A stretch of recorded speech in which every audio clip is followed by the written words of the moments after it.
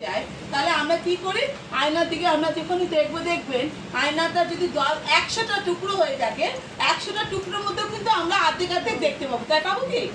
তো আমাদের জীবনে এই যে বাইবেলের থেকে আমাদের আয়নার বিষয়ে আমরা জানতে পারছি।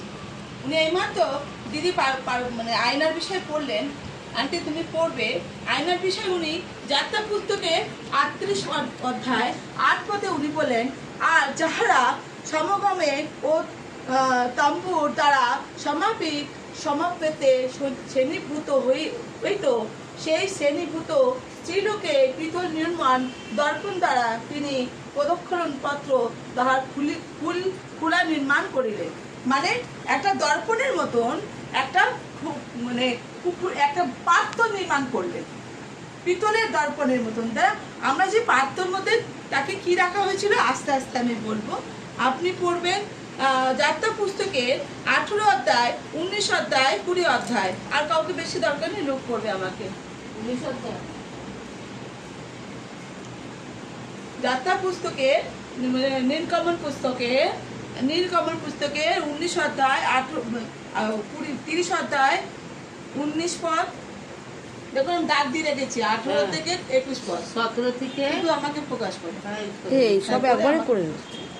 यहोवा ने मूसा से कहा, धन को लिए पीतल की एक हौदी और इसका पाया भी पीतल का बनाना, उसे मिल पावले तुम और विधि को बीच में रखकर उससे जल भर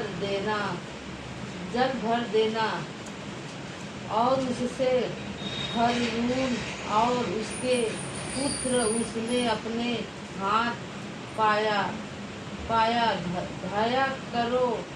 जब वह मिल पावे तंबू में अपस करे, तब तुम वह हाथ पाओ जल से हो, नहीं तू मेरा जाएंगे। और सब जब वह विधि के पास सेवा टहल करने हथिया, तू यहोवा के लिए हम जानने के पाए, तब वह हाथ पाँव धोए न हो कि मेरा जह यहाँ हरिन और उसके कीड़ी के वश के लिए साथ की विधि ठहरे। আমেন। আশীর্বাদ করুন। আমি এবার উনি হিন্দিটা পড়লেন, হিন্দিটা আপনারা বুঝতে পেরেছেন, আমি বাংলায় পড়ছি। বলছেন, তুমি প্রক্ষালনের কার্যের জন্য পিতলময় এক প্রক্ষালন পাত্র ও তাহার পিতলময় খোড়া প্রস্তুত করিবে এবং সমগম তাঁবু ও বেদির মধ্যস্থানে রাখিবে ও তাহার মধ্যে জল দিবে। হরণ ও তাহার পুত্রগণে তাহার আপন আপন হস্ত ও পদ ধৌত করিবে, তাহারা যেন না মরে। এই জন্যে সমগত তাঁবুতে প্রবেশ করে জল আপনাদিকে ধৌত করিবে, কিংবা পরিচর্যা করণাতে সদাপ্রভুর উদ্দেশ্যে অগ্নিকৃত উপহার গন্ধ কারণে বেদির নিকটে আগমন কালে আপন আপন হস্ত ও পদ ধৌত করিবে, তাহারা যেন না মরে। এই জন্য করিবে, উহা তাহার পক্ষে চিরস্থায়ী বিধি, পুরুষকরণ ও তাহার বংশের নিবৃত্তি। মানে প্রভু এখানে বলছেন যে একটা বেদি তৈরি করো। আমরা যদি দেখতে চাই, প্রভু যিশু বলছেন তোমার দেহ একটা পবিত্র আত্মার মন্দির। প্রভু বলছেন তোমার দেহ একটা পবিত্র আত্মার মন্দির, তাকে তুমি নির্মাণ। আদিতে যখন আপনার প্রভু যিশু যখন আসেননি, ভাববাদী দ্বারা যখন কথা বলেছেন যাত্রা পুস্তকের প্রথম জীবনে শুরু হতে, তখন বেদির জন্য কিছু বলেছিলেন। মেয়েরা যেরকম দর্পণ করে সেরকম দর্পণ দিয়ে, সেই পিতলের দর্পণ ছিল আগে, এখন তো কাঠের দর্পণ, সেই দর্পণের মতন একটা পিতলের জায়গা করে তখন জল রাখো। সে মন্দিরে প্রবেশ করবার সময় তখন তোমার হাত ও পা তুমি ধুয়ে আসো। তোমার হাত পা ধুতে বলছে এখানে ধুয়ে আসতে বলছে। আর তারপরে তুমি এটা কেন করবে? তোমার পূর্ব মানে সন্তানের তোমার বংশধরে তারাও এই নিয়মটা করবে, প্রত্যেক জনের জন্য মিস্ত্রি। তাহলে আমাদের জীবনে আমাদের প্রতিবিম্ব আমাদের কে হয়? আমাদের প্রতিবিম্ব কিন্তু আমাদের নাতিপুতি হয়। আমাদের প্রতিবিম্ব আমাদের নাতিপুতি হয়, তাই তো? আমরা যেরকম আয়নাতে আমরা প্রতিবিম্ব দেখলাম, যে আমরা ছবি দেখতে পাচ্ছি স্পষ্ট, যেরকম আমরা সুন্দর আছি কি খারাপ আছি কি ভালো আছি কি মন্দ আছে আমাদের আয়নাতে দেখতে পাচ্ছি। কিন্তু আমাদের বংশের প্রতিবিম্ব হচ্ছে আমাদের নাতিপুতি। তাদের যদি আমরা এখন সুশিক্ষা দিয়ে চলতে থাকি, তাদের যদি আমরা বাইবেলের মাধ্যমে পরিচর্যা দিতে থাকি, আমরা যদি বলি তুমি হাত মা ধুয়ে নাও আর ঈশ্বরের স্থানে তুমি যাও আর ঈশ্বরের সাথে তুমি প্রার্থনা করো, কথা বলো, তাহলে তোমার বংশ বাঁচিবে। কখন বাঁচিবে? যখন আমরা প্রভুর বাণীকে আমাদের আয়না রূপে নেব। আমরা এই বাণীটা পড়ছি, প্রভুর বাণীকে যখন আয়না রূপে নেব। আয়না করতে হলে প্রভুর বাণীকে আমাদের স্মরণ করতে হবে। প্রভু এখানে কি কি বলছেন? কিছুক্ষণ আগে সিস্টার এসেছিলেন, তিনি অনেক কথা বলেছেন। উনি যে কথা বলেছেন আপনাদের মাথার উপর দিয়ে গেছেন, কিন্তু আমরা এখানে কজন ছিলাম কারণ আমরা বুঝতে পেরেছি। কিন্তু আপনাদের জন্য আমি বলছি যে এই যে কথাগুলি আপনার হাত মা ধুয়ে দিন। কিন্তু প্রভু এক জায়গায় বলেছেন যারা স্নান করেছে তাদের কিছু ধুতে হবে না। স্নান মানে পবিত্র আত্মা স্নান করেছে, ব্যাপটিজম নিয়েছে, তাদের কিন্তু আর হাত পা ধোয়ার কিন্তু নিয়মটা ভঙ্গ হয়ে গেছিল। কারণ হচ্ছে আফটার ক্রাইস্ট আমাদের জীবনে প্রভু তার রক্ত দিয়ে সূচি করেছিল। রক্ত দিয়ে আমরা যখন প্রভুর শরণ হতে আসবো, প্রভুর কাছে আমরা নিজের নামে ব্যাপটিজম নেব, তাহলে আমাদের জীবনে পরিষ্কার জল আমরা নিজেরা হব। আর আমাদের জীবনে পরিষ্কার আরও যদি করতে চাই, তাহলে আমাদের জীবনে নিজেদের আয়নাকে দেখতে হবে। আমরা যখন আয়না দেখবো, ধরুন আমরা আয়না দেখছি, আয়নাতে দেখবেন আমার কখনো চুলটা এলোমেলো থাকলে আমাকে এলোমেলো পাগলির মতনই লাগবে। আমার যদি লিপস্টিকটা এই জায়গায় না থেকে যদি এখানে থাকে, আমাকে বলবে এ দেখো পাগল হয়ে গেছে। আমার কাজলটা যদি এখানে লাগিয়ে আমি এখানটা লাগাই, তাহলে বলবে দেখো পাগল হয়ে গেছে, পাগল নিখাত পাগল হয়ে গেছে। তো আমাদের জীবনে আয়না যখন আমাদের সুন্দরতা প্রয়োজন দিচ্ছে, আমরা বিয়ে বাড়ি যেতে গেলে, অনুষ্ঠান বাড়িতে গেলে, ছোট থেকে বড় বুড়ো থেকে সবাই যখন আমরা আয়না দেখছি, তাহলে আজকে আমাদের জীবনের আয়না হচ্ছে পবিত্র বাইবেল থেকে যে পাঠ আপনাদের সামনে প্রভু এনে দিচ্ছে, এই পাঠকে আপনারা গ্রহণ ও গ্রাহ্য করে জীবনে চলার পথে স্নান করে নেন। বাক্য দিয়ে স্নান করে নেন। আপনাদের ব্যাপটিজম আপনারা করবেন না।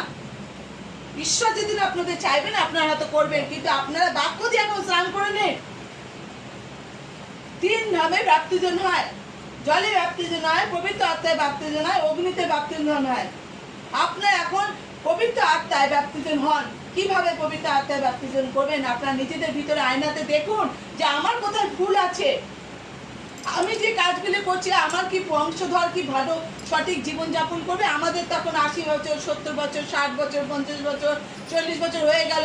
আমার ছেলেদের সবে এখন 2 বছর, 5 বছর, 6 বছর হচ্ছে, কি 30 বছর হচ্ছে। এই তো আমাদের সন্তানদের কাজ এখন চলছে। তাহলে আমরা যে কাজগুলো করছি, সেই কাজগুলোতে আমাদের সন্তানরা কি ভালোভাবে জীবনযাপন করতে পারবে? ঈশ্বরের আশীর্বাদ তাদের সাথে থাকবে? কিভাবে থাকবে? যখন আমরা নিজেরাই ঠিক না, আমরা নিজেরাই যখন শিক্ষা দিতে পারছি না তার আমাদের সন্তানদের, তাহলে থাকবে কি করে? আমাদের বলছে আয়না দেখো নিজের ভিতরে কি ভুল আছে। আমরা সুন্দর কাপড়টা না, আমাদের ভিতরে আয়নাটা দেখো যে আমাদের ভিতরে কি ভুল আছে, সেই ভুলটা সংশোধন করো, ফিরে আসো। আমার সন্তানরা, পিতা এক জায়গায় প্রভু যিশু বলছে, পিতা যাকে আমাদের দিয়েছে আমি একটা মেষকে আমি হারাতে চাই না। প্রভু যিশু আপনাকে আমাকে অনেক ভালোবাসে, তিনি আপনাদের হারাতে চায় না, আমাকে হারাতে চায় না, পৃথিবীর কোন সন্তানকে হারাতে চায় না। উনি সর্বজাতির ঈশ্বর। পৃথিবীতে প্রত্যেক দিন কত কোনায় কোনায় প্রভুর নাম প্রচার করছে প্রত্যেক ঈশ্বর। হয়তো দেখা যায় প্রপারলি হয়তো তারা খ্রিস্টান না, তারা হয়তো বাইবেল প্রচার করছে। তাই আপনাদের কাছে আজকে আমার আয়নার প্রতিবিম্ব এই কারণে যে আপনাদের জীবনে এখনো কি ভুল হচ্ছে সেটা আপনারা দেখুন। কি ভুল করছেন?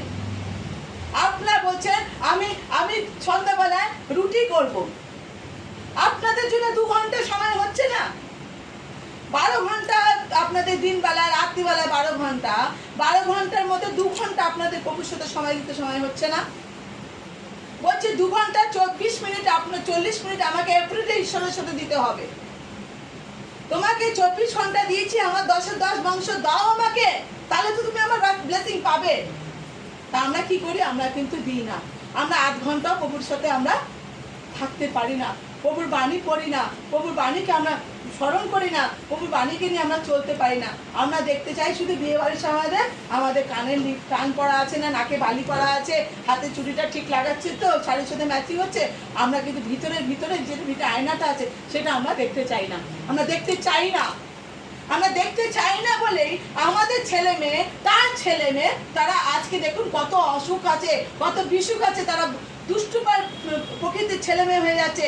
দেখি যে অল্প বয়সের ছেলেরা প্রেম করছে, সিগারেট খাচ্ছে, বিড়ি খাচ্ছে, অল্প বয়সের মেয়ে 13-14 বছর মেয়েরা প্রেম করছে। কারণ বাবা মার শিক্ষা নেই বলে, কারণ বাবা মার শিক্ষা নেই। বাবা মা নিজের আয়না দেখতে পাচ্ছে না। আমরা ছোট ছেলেকে আমরা বুঝতে পারছি যে আমার ছোট ছেলে বিগড়ে, প্রভু ঈশ্বর, আর দিদি আমার ছেলের জন্য প্রার্থনা করবেন, দিদি আমার মেয়ের জন্য প্রার্থনা। আরে তুমি করো, তুমি করো, বাইবেলের সাথে তুমি আসো। তুমি যদি না আসো তাহলে তোমাদের ঈশ্বর তোমাদের কি দেবে? আমি তো তোমার জন্য প্রার্থনা করবো, আমি সবার জন্য করবো, কিন্তু তুমি কি করছো? তুমি কি করছো? তুমি কি করছো? তুমি কি করছো? তোমার নাতির জন্য কি দৃষ্টান্ত দিয়ে যাচ্ছ? কি আয়না দেখাচ্ছ?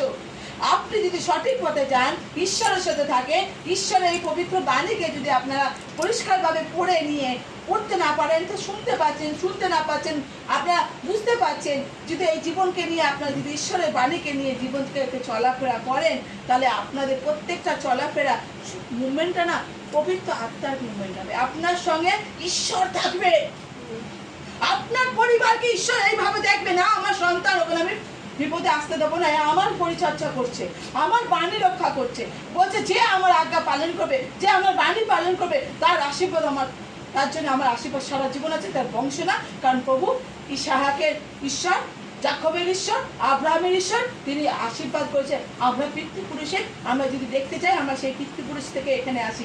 আমাদের উনি মা হয়েছেন, আমরা কিন্তু উনি আমার প্রকৃতি মা না, উনি গর্ভ ধরেছেন, কিন্তু আমাদের জাত সেই তখন থেকে আছে। আপনারও তাই, আপনি আগে অন্য জায়গা থেকে এসেছেন, সেই অতীতে আপনার দেখবেন আপনার 7 পুরুষের বাবার নাম আপনি জানেন না, তার 7 পুরুষের বাবার নাম আপনি জানেন, তাহলে কি করে জানবেন যে আপনার অ্যাড্রেস ইনি? আপনার অ্যাড্রেস ইনি আদিতে, উনি অন্ত, উনি প্রথম, উনি শেষ। তা আমাদের জীবনে ওনাকে জানতে হলে ওনার আয়না, আমাদের জীবনকে আয়না করতে হবে। তাহলে আমরা যদি আরেকটা বাক্যতে চলে যাই, যদি দেখতে চাই যোহন লিখিত সুসমাচারে 1 অধ্যায় 23 পদে কি বলছে? যোহন লিখিত সুসমাচারে 1 অধ্যায় 23 পদে বলছেন, তিনি কহিলেন, আমি অন্তরে একজনের রব যেন ঘোষণা করিতেছি, তোমরা প্রভুর পথ স্মরণ করো, যেমন যিশয়া ভাববাদী বলিয়াছেন, তাহারা ফরাসিগণের নিকট হইতে প্রেরিত হইয়াছিল। Amen, amen. যিশয়া ভাববাদী, পুরো বাইবেলের মধ্যে বিশাল বড় একজন ভাববাদী ছিলেন যিশয়া ভাববাদী।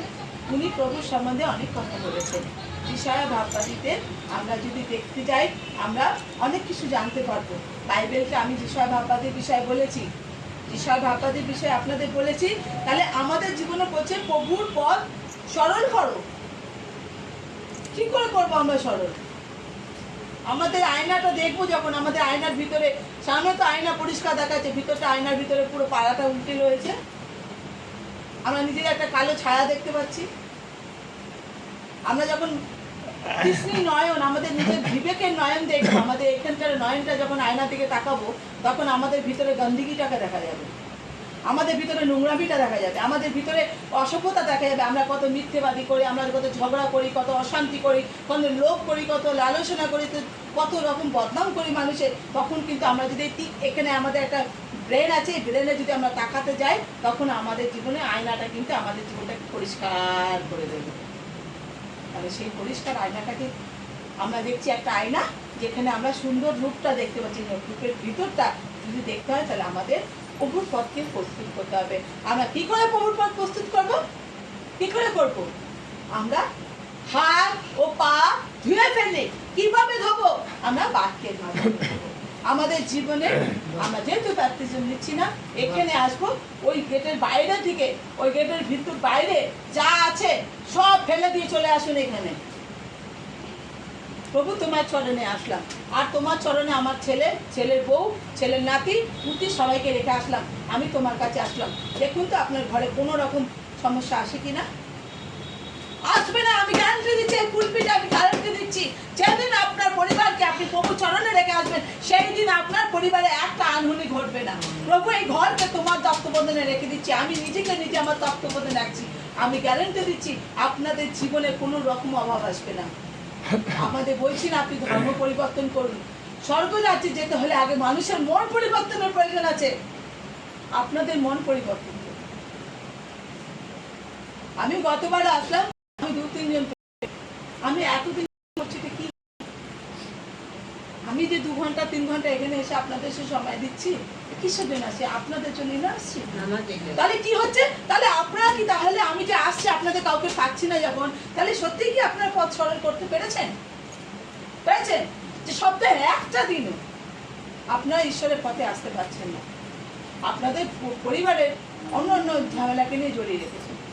ফেলে দিন না কিছু ঘন্টা, 2 থেকে 2.5 ঘন্টা, 6:30, 7:45 থেকে 8টা 8:30, এই তো 2 ঘন্টা ছেড়ে দিন না।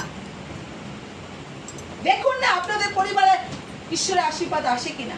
তাহলে আমরা যদি দেখতে যাই গীত সঙ্গীতের 119-এর 105-এ দেখতে যাই, তোমরা বাক্য তোমার বাক্য আমার চরণের প্রদীপ, আমার পথের আলো। Amen, amen, amen, amen. প্রভু বলছে, দেখো গীত সঙ্গীত 119-এ 105-এ বলছেন, 119 তোমার বাক্য কি বলো? 105-এ 119-এর 105-এ পরেরটা পাতাটা তোলো, পরের পাতাটাই তোলো, পড়ো 105-এ 105। भला होता कि तेरी विधियाँ को मानने के लिए मेरी चल चलाना उठे हो जाए, तब मैं तेरी सब आज्ञाओं के और चित लगाए रहूँगा। না না না না, এটা 105-এ, দাঁড়া দাঁড়া, 105-এ ওটাও 105, এই যে 105। तेरा वचन मेरे पाँव के लिए दीपक और तेरे मर्ग को लिए আমেন, আলেম। उजियाला है। এটাই আছে। দেখো এখানে গীত সঙ্গীত उजियाला है। मैंने शपथ खाई और ठान लिया है कि मैं तेरे धर्म नियमों को अनुसार चलूंगा। ঠিক আছে, একটুখানি ঠিক আছে। গীত সঙ্গীত 119-এ 105-এ বলছেন, তোমার বাক্য আমার চরণের প্রদীপ, আমার আমার পথের আলো। Amen, amen. যদি আমাদের বাক্য থাকে, আমি একটু আগে কি বললাম, বাক্য যদি আমাদের মধ্যে থাকে আর বাক্য নিয়ে আমরা যদি জীবন চলে, আমাদের বাক্য, আমাদের পথ হবে আলো,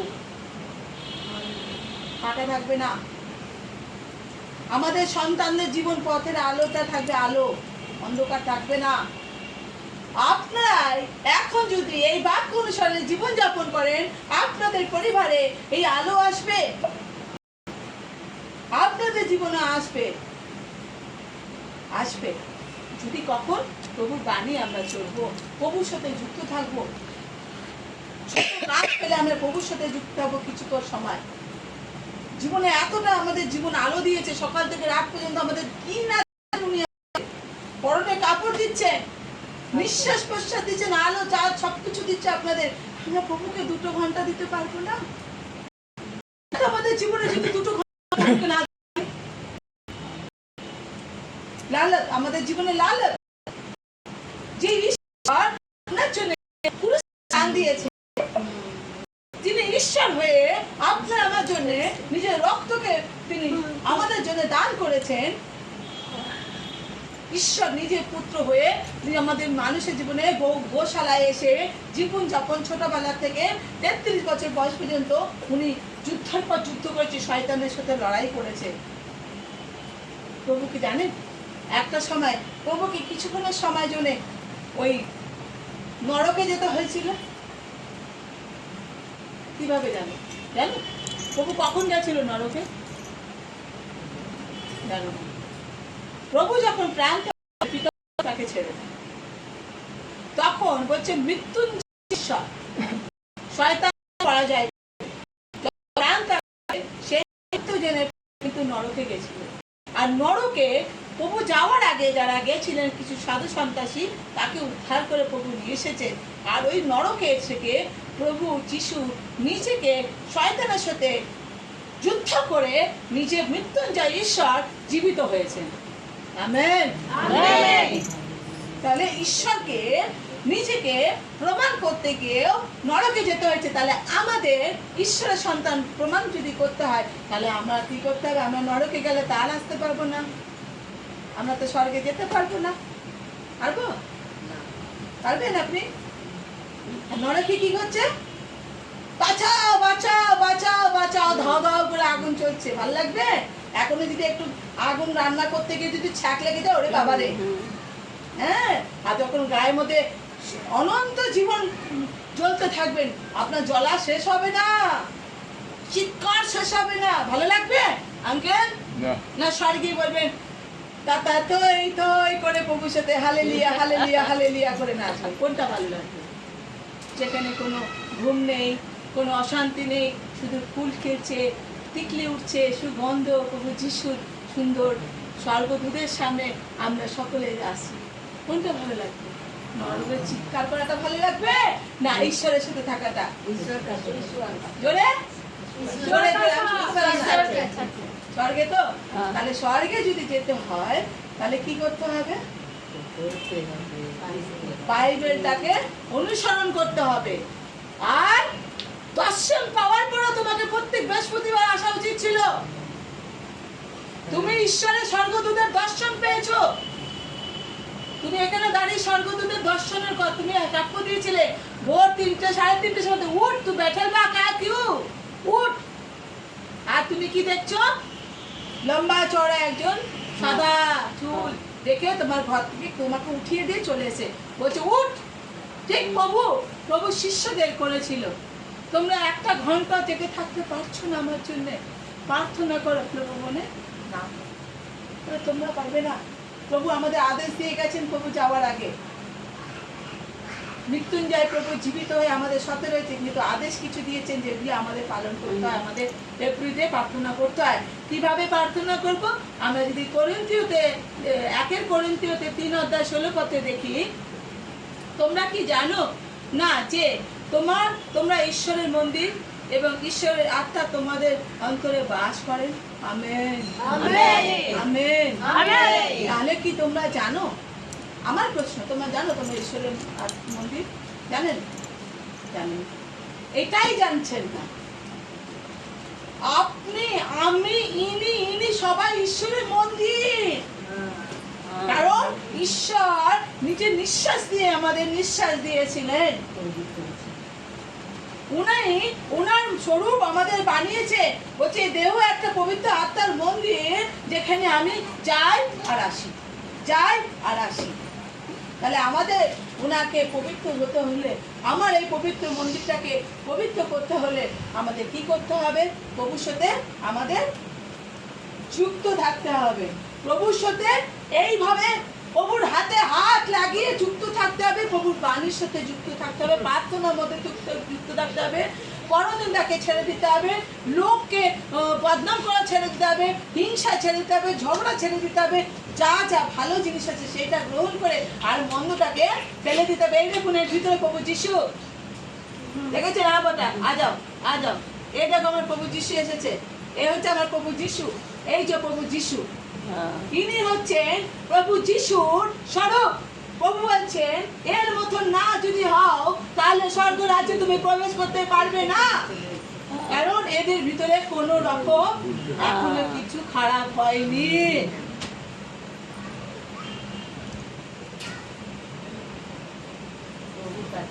তাই তো? খারাপ হয়নি। তাই জন্য বলছে, তাই জন্য কি বলছে? আজা বেটা আজা। তাই তাই জন্য কি বলছে যে শিশুর মতন হও। চুপ रहो बाबू। বাণী শুনো, বাণী প্রে हो रहा है भगवान जी का।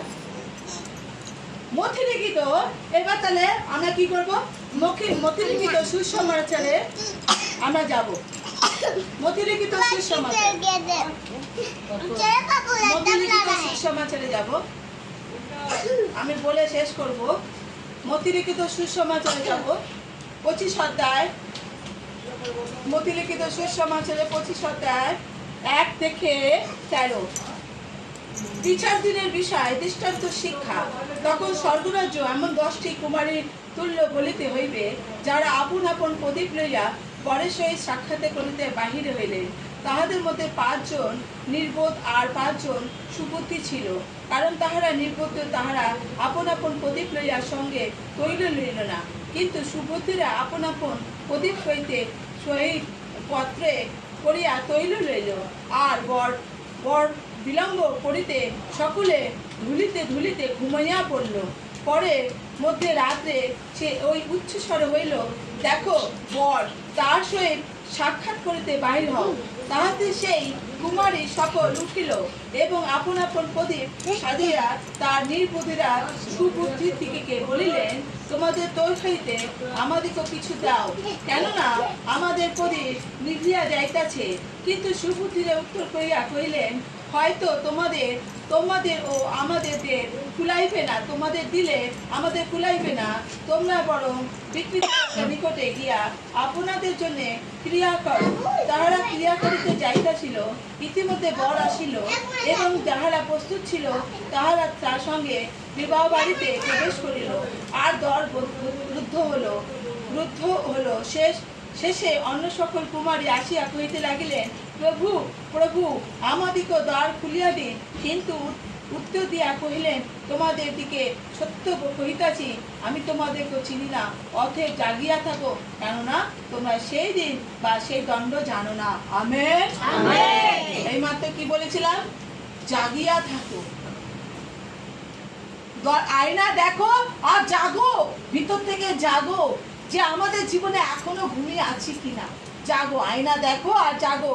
তাহলে এই 5টা 10টা নারীর বর কাকে বলছে? বর প্রভু যিশু বলছেন। প্রভু যিশু যখন আমাদের কাছে আসবে, আমাদের যেন ওই সুবুদ্ধি নারীর মতন হয়ে,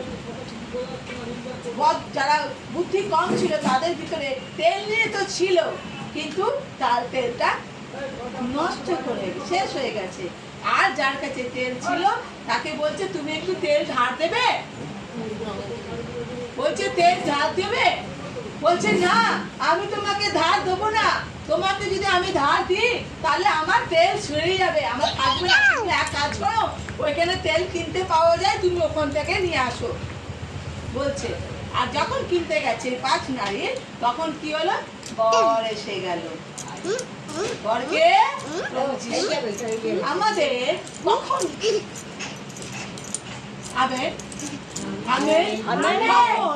আমাদের বর আসবে আমরা তা জানি না, কিন্তু আমাদের প্রস্তুত হতে হবে। আবার কিছু সময় আমরা দেখা যায় প্রভুকে কিছুটা জেনে আমরা তো প্রভুকে জেনে নিয়েছি, বুঝে গেছি, আর দরকার নেই। 5টি নারী এই কথাই বলেছিল, আমি তো প্রভুর কাছে 1 ঘন্টা প্রার্থনা করছি, হয়ে গেছে। আমি 1 ঘন্টা প্রার্থনা করেছি, হয়ে গেছে। আমি বাইবেলে একটা পাঠ পড়েছি, হয়ে গেছে। প্রভু আমাকে চিনবে না। যে শেষ দিন পর্যন্ত প্রভুর সাথে যুক্ত থাকবে তাকেই প্রভু চিনবে। বাইবেলে পাঠের সঙ্গে নিজের জীবনকে পরিত্যাগ করবে, নিজের জীবনকে চালাবে, সেই দিন প্রভু আসবে আর স্বর্গে নিয়ে আসবে। আর যে 5 জন ছিল বলছে, হে ঈশ্বর, হে প্রভু প্রভু, আমি তো তোমার প্রার্থনা করেছি, আমি তো তোমার নামে ভূত ছাড়িয়েছি, আমি তো তোমার নামে অলৌকিক কাজ করেছি। প্রভু বলছে, আমি পরিষ্কার প্রভু বলছে, আমি না আনতে করিও না, খেলতে দাও বাইরে, ওখানে খেলতে দাও। পরিষ্কার বলছে, আমি তোমাকে চিনি না। তাহলে চিন্তা হলে কি করতে হবে? আজ থেকে আপনারা নিজেরা কমিটমেন্ট করুন, পৃথিবীতে যতদিন বেঁচে আছে আপনারা প্রভুর সাথে কে আমার কথাটা শুনেছেন? যে যদি প্রভুর সেই তোমাদের চিনতে হয় তাহলে কমিটমেন্ট করুন, ভিতর থেকে আয়নার ভিতরটাকে দেখুন, ভিতরটা দেখুন, কোনটা ভুল আছে সেটা ছেড়ে প্রভুর সাথে থাকুন, তাহলে প্রভু যিশু আপনাদের স্বর্গের রাজ্যে নিয়ে যাবে। আমেন। আরেকটা বলে আমি শেষ করব। প্রকাশিত বাক্যে 3:18 পথে বলছেন, শেষ করা তো একদিনে সম্ভব না, আমি এটা লাস্ট শেষ করবো, এটা আবার নেক্সট সপ্তাহে করবো। প্রকাশিত বাক্যে 3:18 লাস্টে জোহর লিখিত সুসমাচার দেখা আছে।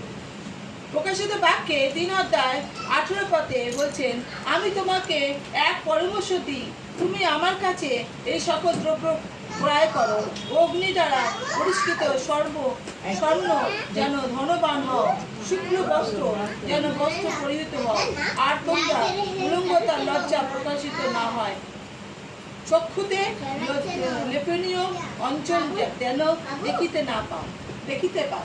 মানে এখানে প্রভু পরিষ্কার কথা বলছেন, তোমাকে আমি একটা পরামর্শ দিচ্ছি, মানে তোমাকে আমি একটা পরামর্শ দিচ্ছি, তুমি এই কাজটা করো। মানে পরিষ্কার সাদা, ওই যে সাদা কাপড়, এই সাদা কাপড় কেনার মতন পরিষ্কার সাদা কাপড় পরো, মনের ভিতরে পরিষ্কার কাপড়, সাদা কাপড় পরিধান করো,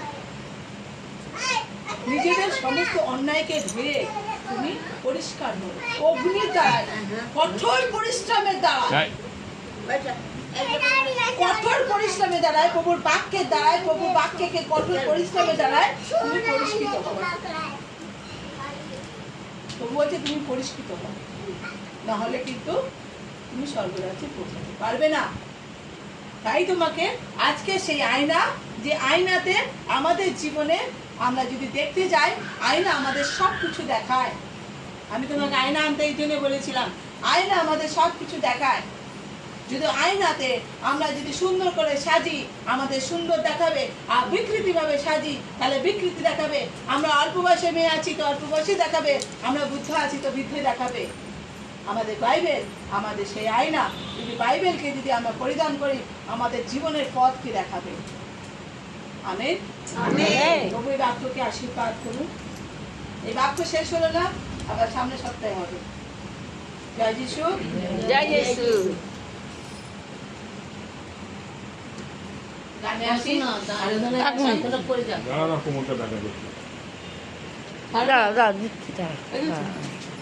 লাস্টে এটা একটু করে গানে যাই, আমরা আরাধনায় যাব। হ্যাঁ, শেষ আরাধনায়।